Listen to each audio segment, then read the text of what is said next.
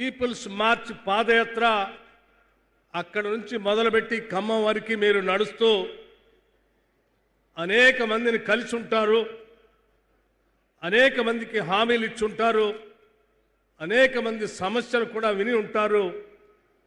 మనం ఇచ్చినటువంటి హామీలు కానీ వారు చెప్పినటువంటి సమస్యలు కానీ తప్పనిసరిగా మనం వాటిని శాంక్షన్ చేసి అమలుపరచాల్సిన బాధ్యత మన పైన ఉన్నది.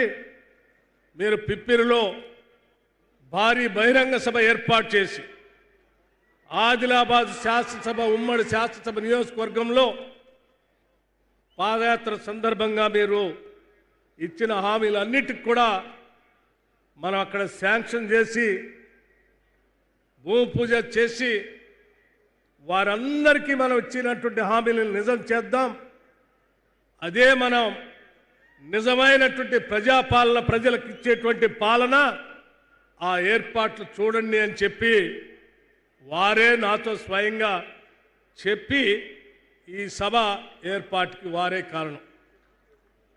మీ అందరి తరఫున ఉమ్మడి ఆదిలాబాద్ జిల్లాలో ఆనాడు పిప్పిరి నుంచి మన్ను టెండల్లో మొదలుపెట్టినటువంటి ఆ పాదయాత్రలో నాతో పాటు కలిసి నడుస్తూ ఆ పిప్పిరి పాదయాత్రని, పీపుల్స్ మార్చ్ పాదయాత్రను విజయవంతం చేస్తూ ఇక్కడ సమస్యలు చెప్పినటువంటి మీ అందరి సమస్యలు పరిష్కారం చేస్తూ ఈరోజు శాంక్షన్ చేయటమే కాదు, జీవోలన్నీ ఇష్యూ చేసి 1238 కోట్ల రూపాయలతో ఈరోజు ఇక్కడ అన్నిటికి కూడా శంకుస్థాపన చేసినటువంటి సందర్భంలో మీ అందరి తరఫున నేను రాష్ట్ర ముఖ్యమంత్రి రేవంత్ రెడ్డి గారికి ప్రత్యేకంగా ధన్యవాదాలు, కృతజ్ఞతలు కూడా తెలియజేస్తా ఉన్నాను.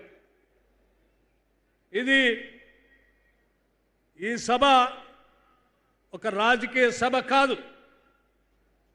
ఈ సభ ఆనాటి ప్రజలతో మేము ఏర్పాటు చేసుకున్నటువంటి మమేకమైనటువంటి అనుబంధం. ఆనాటి ప్రజలకి ఈ పీపుల్స్ గవర్నమెంట్ ఇచ్చినటువంటి హామీలను అమలు చేయటం కోసం ఆత్మీయతతో ఇక్కడ కలిసి వచ్చి మీ అందరి సమక్షంలో శంకుస్థాపన చేసేటువంటి కార్యక్రమం ఇది. రాజకీయ నాయకులు, రాజకీయ పార్టీలు అధికారంలోకి రావటానికి అనేక హామీలు ఇస్తూ ఉంటారు. వారి అధికారంలోకి రావటానికి ప్రజలతో కలిసి చెప్పినటువంటి